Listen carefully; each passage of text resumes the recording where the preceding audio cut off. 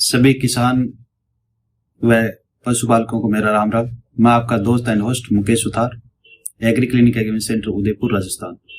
दोस्तों, आज मैं आपके लिए नेशनल लाइवस्टॉक मिशन में आवेदन कैसे करें और उसके साथ साथ में कौन से डॉक्यूमेंट लगेंगे, इसके बारे में अपनी चर्चा करेंगे। इसके लिए मैं आपको मेन डॉक्यूमेंट कौन से होते हैं, कौन से उसमें डॉक्यूमेंट अटैच होंगे और क्या क्या प्रक्रिया है, कैसे कैसे आवेदन करेंगे, इसके बारे में अपने डिटेल में चर्चा करेंगे। तो आपको ले चलता हूं मेरे स्क्रीन के ऊपर। दोस्तों, आपको जो पहले तो स्क्रीन पे आपको गूगल ओपन करना पड़ेगा, जो आप मोबाइल से भी कर सकते हो, लैपटॉप से भी कर सकते हो। फर्स्ट में आपको इस गूगल में NL और M, नेशनल लाइवस्टॉक मिशन, अगर शॉर्ट में डालो तो NLM डालना और सर्च बॉक्स पे क्लिक करना। जो आएगा नेशनल लाइवस्टॉक मिशन, इस पे क्लिक करना। इस पे जो लिंक दिया हुआ है ये मैं आपको डिस्क्रिप्शन बॉक्स में भी दे दूंगा, आप डायरेक्ट वहां से भी ओपन कर सकते हैं। आपको नेशनल लाइवस्टॉक मिशन पे क्लिक करना है, लेकिन उससे पहले आपको कौन से डॉक्यूमेंट लगेंगे, किस किस डॉक्यूमेंट की आवश्यकता होगी, इसके बारे में जानेंगे। आपको जो ये मेन जो वेबसाइट है NLM की, NLM udyamitra.in, ये गवर्नमेंट की वेबसाइट है, इसी से आपको आवेदन करना है। इसमें scheme home page, scheme instruction, lender instruction, आपको सब कुछ दिया होगा। तो आपको स्कीम इंस्ट्रक्शन पे जाना पड़ेगा और आपको एप्लीकेशन स्टेप दिखाई दे रहा है, इस पे जाके आप डॉक्यूमेंट भी लिस्ट ओपन कर सकते हो। मैं आपको दिखा रहा हूं कि आपको जो कौन से डॉक्यूमेंट की आवश्यकता होगी, इसके बारे में चर्चा कर लेते हैं। क्योंकि ये डॉक्यूमेंट आपको पहले ही रेडी रखने पड़ेंगे PDF फॉर्म में, और इसका फिक्स साइज होता है, वो साइज के माध्यम से ही आपको सेट करना पड़ेगा। फर्स्ट में लिखा हुआ डिटेल प्रोजेक्ट रिपोर्ट, ये आपके प्रोजेक्ट रिपोर्ट का कंप्लीट फाइनेंशियल स्ट्रक्चर होगा। इसमें फिक्स कैपिटल, वर्किंग कैपिटल, कितने की बकरी लेके आओगे, कितने का बकरा लेके आओगे, आपका कंस्ट्रक्शन का क्या रहेगा, आपका फीड का क्या रहेगा, आपकी लेबर का क्या रहेगा, आपकी लैंड लीज पे है या आपका रेंटेड है, क्या है, कंप्लीट डिटेल, इसकी डिटेल प्रोजेक्ट रिपोर्ट बनवानी पड़ेगी। डिटेल प्रोजेक्ट रिपोर्ट के लिए आप मेरे से भी संपर्क कर सकते हैं, इसकी जानकारी मैं आपको डिस्क्रिप्शन बॉक्स में दे दूंगा। सेकंड आपका रहेगा लैंड डॉक्यूमेंट। अगर आपका पर्सनल लैंड है, आपका खुद का लैंड है, तो आपका ओनरशिप का कुछ में प्रमाण पत्र देना पड़ेगा, जैसे जमाबंदी देनी पड़ेगी।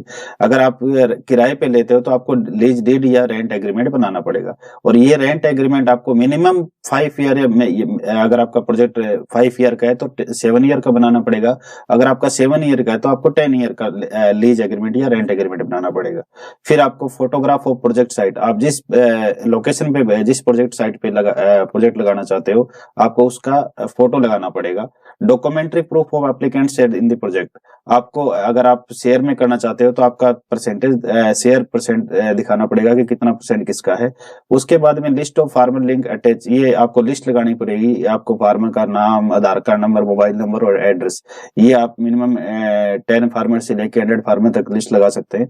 उसके बाद में लिखा हुआ है B number, document related to applicant, ये आवेदनकर्ता के डॉक्यूमेंट आएंगे। इसमें पैन कार्ड आएगा, GST रजिस्ट्रेशन नंबर आएगा, अगर GST है तो ठीक है, अदरवाइज चल जाएगा। सर्टिफिकेट ऑफ इनकॉर्पोरेशन, ये कंपनी है, ये अगर आप इंडिविजुअल करना चाहते हो ये आपकी जरूरत नहीं पड़ेगी। पार्टनरशिप डीड, इसका भी आपको जरूरत, अगर आप 2 लोग मिलकर करना चाहते हो तो अगर आपको पार्टनरशिप डीड रजिस्टर्ड करवा रखा है तो ये प्रमाण पत्र की आवश्यकता होगी, अदरवाइज इसकी भी जरूरत नहीं पड़ेगी। 10 नंबर लिखा हुआ है एड्रेस प्रूफ, आपको election commission photo, ID card या इलेक्ट्रिसिटी बिल या वाटर बिल या telephone bill, passbook, rent agreement, ETC यानी आधार कार्ड आदि, आप इसमें से कोई भी अपना 1 या 2 ID प्रूफ लगा सकते हैं। Last 3 year audit annual financial statement, अगर आपके पास 3 साल का ऑडिट का फाइनेंशियल स्टेटमेंट है तो आप लगा सकते हैं, अदरवाइज चल जाएगा। और लास्ट 3 ईयर का आपका इनकम टैक्स रिटर्न का अगर आपके पास है तो लगा सकते हो, अदरवाइज चल जाएगा। बैंक स्टेटमेंट लगाना पड़ेगा लास्ट 6 महीने का, आपको 6 महीने का बैंक स्टेटमेंट इसमें अटैच करना पड़ेगा। और कैंसल चेक आपको लगाना पड़ेगा इसमें मैंडेट फॉर्म के साथ में, ये आपका अनिवार्य है। जो आपको ये स्टार जो दिखाई दे रहे हैं, जैसे पैन कार्ड पे है, DPR पे है, उसके बाद में आपका एड्रेस प्रूफ पे है, आपका ये कैंसल चेक पे, मैंडेट फॉर्म में ये आपको लगाना अनिवार्य है, अदरवाइज आपका फॉर्म फिलअप नहीं होगा। डॉक्यूमेंट रिलेटेड टू के प्रमोटर, अगर आप पर्सनली एक्सपीरियंस होल्डर हो और आप खुद अकेले करना चाहते हो तो आपको आपके नाम का ही सब कुछ डॉक्यूमेंट लगेगा। अदरवाइज अगर आप किसी को हायर करना चाहते हो तो अगर आपके पास एक्सपीरियंस नहीं है उसका और आप किसी डॉक्टर को या किसी को अपॉइंटमेंट कर रहे हो तो उसके की प्रमोटर का आपका लगेगा, पैन कार्ड लगेगा, उसका आधार कार्ड लगेगा, एड्रेस प्रूफ लगेगा उसका, और फोटोग्राफ लगेगा, कास्ट सर्टिफिकेट लगेगा, उसका एजुकेशन सर्टिफिकेट लगेगा और ट्रेनिंग सर्टिफिकेट लगेगा। और अगर उसके पास एक्सपीरियंस लेटर या सर्टिफिकेट है कुछ लाइव स्टॉक मिशन का, लाइव स्टॉक फार्मिंग का, जैसे बकरी पालन, भेड़ पालन कुछ है, तो उसका डॉक्यूमेंट लगेगा।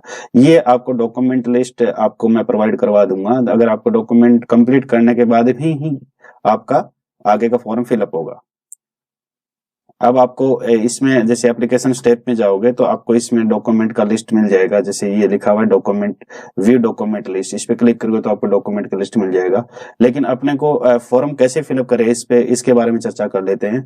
पहले स्टार्टिंग में आपको यहाँ जो लॉगिन दिखाई दे रहा है इस पे लॉगिन करना पड़ेगा। आपको लॉगिन में सिलेक्ट करना पड़ेगा आपको login as entrepreneur, login as government other agency, login as search research and innovation. अपने लॉगिन एज इंटरप्रेन्योर पे क्लिक करना पड़ेगा।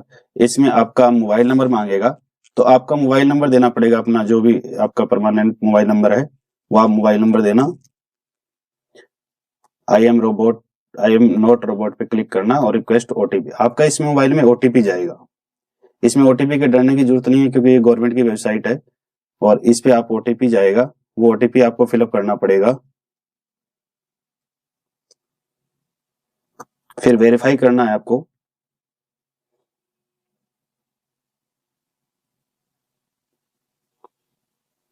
वेरीफाई होने के बाद में आपको स्टेप बाय स्टेप करना पड़ेगा। देखिए इसमें डॉक्यूमेंट मांगा है इन्होंने, आपको फर्स्ट स्टेप में लेके चले जाता हूँ। हाँ, इसमें अब आपको सिलेक्ट करना पड़ेगा कि आपने ब्रीड किस में करना चाहते हो। ब्रीड डेवलपमेंट में करना चाहते हो, अगर आप गोट फार्मिंग और सिप फार्मिंग करना चाहते हो, बकरी पालन और भेड़ पालन में करना चाहते हो तो आपको ये सिलेक्ट करना पड़ेगा। अगर फीड में करना चाहते हो तो फीड में सिलेक्ट करना पड़ेगा। अगर पिगरी वगैरह में करना चाहते हो तो ये सिलेक्ट करना पड़ेगा। अपने मेन बकरी पालन के बारे में बता रहा हूँ क्योंकि बकरी पालन के बारे में ही सबसे ज्यादा क्यूरीज आई है, तो इसके ले चलता हूँ। आपको ब्रीड सिलेक्ट करना पड़ेगा आपको। इसमें फिर आपको 3 ऑप्शन आएंगे, तो इसमें आपको फिर सीप एंड गोट लिखा हुआ है ये सिलेक्ट करना पड़ेगा।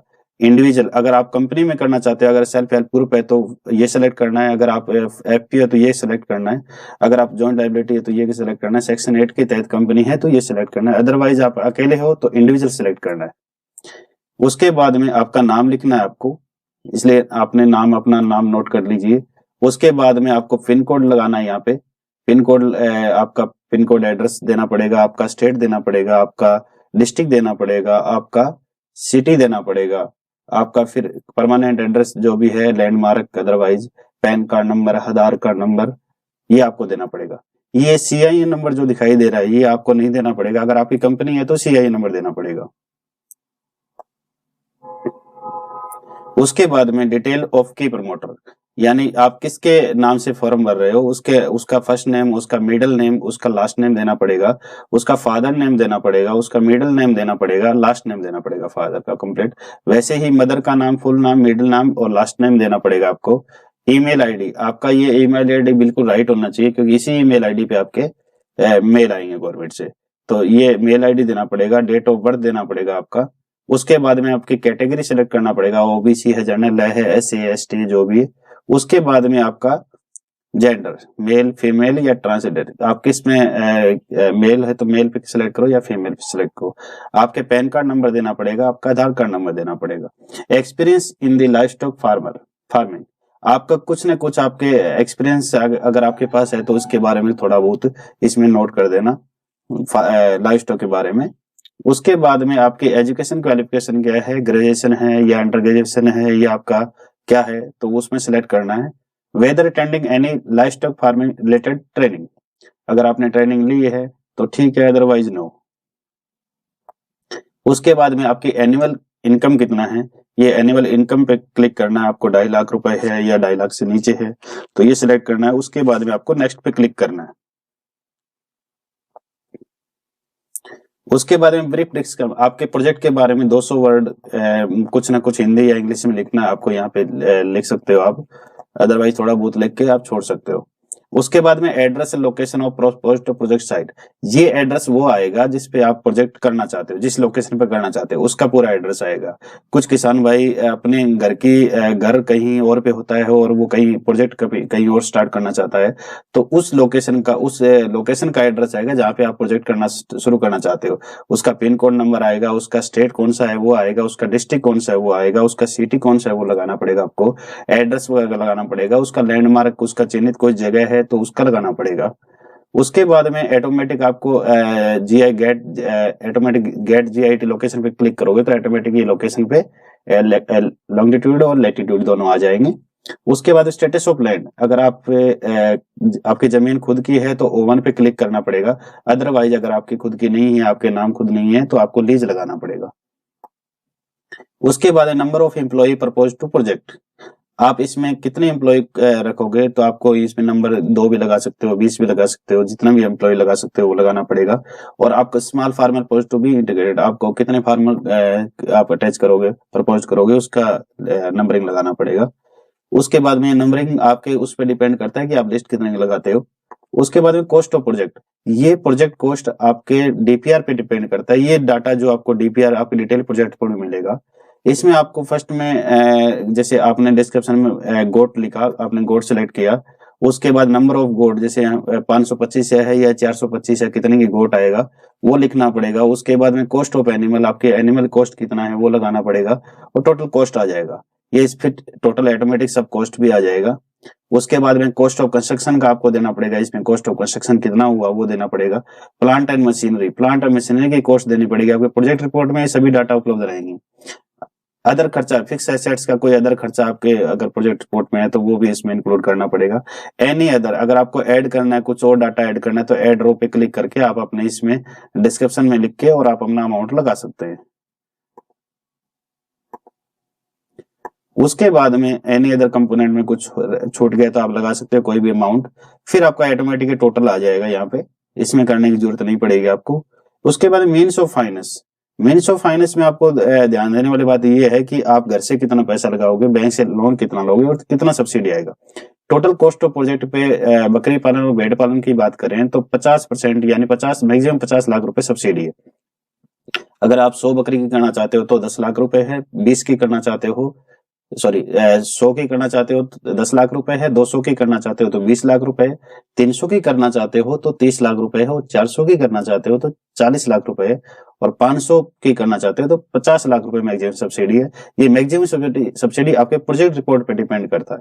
आपको फिर अपना परसेंटेज दिखाना पड़ेगा कि एप्लीकेशन शेयर, आप इसमें ओवन सोर्स और बैंक लोन, अगर आप बैंक लोन चूज करते हो तो बैंक लोन में आपको दिखाना पड़ेगा कि आप कितना परसेंट घर से लगाते हो। अगर आप इसमें जैसे आपने यहाँ पे 50% लगाना है, 10% लगाना है, कितना लगाना है, तो मिनिमम आपको 10% लगाना पड़ेगा यहाँ पे। उसके बाद में आपको यहाँ पे कंप्लीट अमाउंट ऑफ सब्सिडी आपका टोटल अमाउंट पे सब्सिडी 50% निकाल देना, तो वो 50% इसमें आएगा। उसके बाद बैंक लोन आएगा, बैंक लोन कितना रहेगा वो आपका बैंक रिमेनिंग जो अमाउंट रहेगा सब्सिडी और आपके एप्लीकेंट शेयर के अलावा वो आपका बैंक लोन हो जाएगा।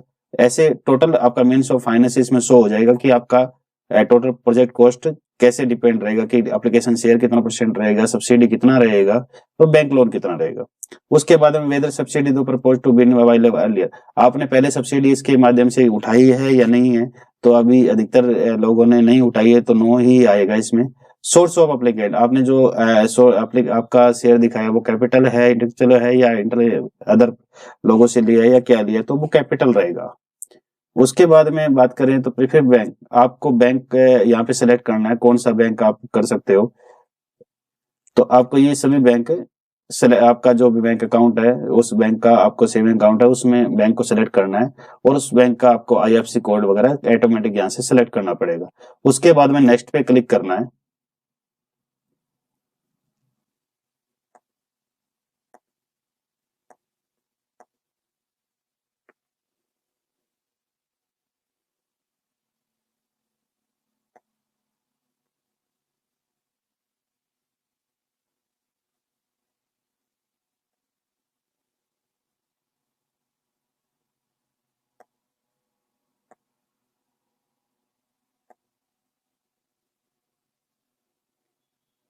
उसके बाद में आपको बैंक की डिटेल देनी पड़ेगी इसमें।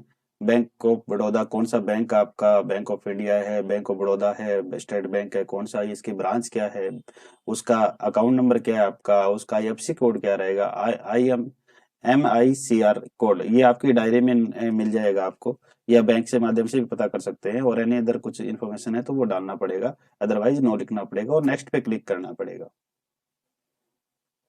उसके बाद में ये सभी डॉक्यूमेंट, लास्ट स्टेप है, डॉक्यूमेंट सभी सबमिट करने पड़ेंगे आपको। ये सभी डॉक्यूमेंट आपको सबमिट करने हैं। डीपीआर, फर्स्ट में डीपीआर यस करने के बाद में इस पे डीपीआर अटैच करना पड़ेगा, 5 MB के डीपीआर होना चाहिए। उसके बाद लैंड का आपको यस करके 1 MB का होना चाहिए। उसके बाद जो स्टार लगाए हुए हैं, ये स्टार वाले सभी डॉक्यूमेंट आपको अनिवार्य है। ये ऑटोमेटिक आपको यस मिल जाएगा। उसके बाद में इसमें जैसे 1 MB का फोटोग्राफ होना चाहिए। उसके बाद में अगर आपका शेयर है तो इसमें यस करके और आपको अटैच करना है। उसके बाद में आपको ये सभी डॉक्यूमेंट लगाना है। ये आपके एप्लीकेंट का पैन कार्ड आएगा तो यस ऑटोमेटिक आपको शो दिखाई दे रहा है, यस आएगा, इस पे डॉक्यूमेंट अटैच करना है आपको। उसके बाद जीएसटी नंबर है तो यस में यस करने के बाद में आपको जीएसटी नंबर लगाना पड़ेगा। अगर आपका कंपनी है तो इसमें यस करके फिर सर्टिफिकेट लगाना पड़ेगा आपको, अदरवाइज नो, अगर आपके इंडिविजुअल होता है आप नो कर सकते हो। उसके बाद में आपको एड्रेस प्रूफ, ये जो यस ऑटोमेटिक दिखाई दे रहा है, इसमें जो भी यस दिखाई दे रहे हैं ये आपको डॉक्यूमेंट लगाना अनिवार्य है।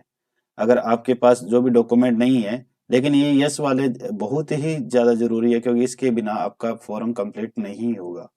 तो ये कैंसिल चेक जो दिखाई दे रहा है ये आपको अटैच करना पड़ेगा, पैन कार्ड अटैच करना पड़ेगा, आधार कार्ड अटैच करना पड़ेगा, एड्रेस प्रूफ अटैच करना पड़ेगा, फोटोग्राफ अटैच करना पड़ेगा। ये फोटोग्राफ आपका खुद का रहेगा। उसके बाद में कास्ट सर्टिफिकेट अटैच कर सकते हो, उसके बाद में एजुकेशन का अटैच कर सकते हो, उसके बाद ट्रेनिंग सर्टिफिकेट अटैच कर सकते हो, और उसके बाद में एक्सपीरियंस सर्टिफिकेट अटैच कर सकते हो। उसके बाद में ऑटोमेटिक आपको नेक्स्ट स्टेप पे जाना है, सबमिट। उसके बाद में आप नेक्स्ट पे जाओगे तो सबमिट का ऑप्शन आएगा। उसके बाद में सबमिट होने के बाद में आपको ऑटोमेटिक आपके ये स्टेट इम्प्लीमेंट एजेंसी के पास चला जाएगा, और वहां से वेरीफाई होके ऑटोमेटिक आपके मेल आईडी पे इसका रजिस्टर एप्लीकेशन नंबर आ जाएगा। ये आपकी पूरी प्रोसेस आपका रहेगा, बिल्कुल सरल है। आप ई मित्र के माध्यम से या अपने मोबाइल के माध्यम से आप इसको कंप्लीट कर सकते हो, इसमें किसी भी मीडिएटर की जरूरत नहीं पड़ेगी। तो आपको अधिकतर समझ में आ गया होगा। मैं आपका इसका डिस्क्रिप्शन बॉक्स में लिंक दे दूंगा, तो आप इसमें अधिकतर आप अपने सेल्फ भी कर सकते हो, या ई मित्र के माध्यम से भी आप इसमें आवेदन कर सकते हो।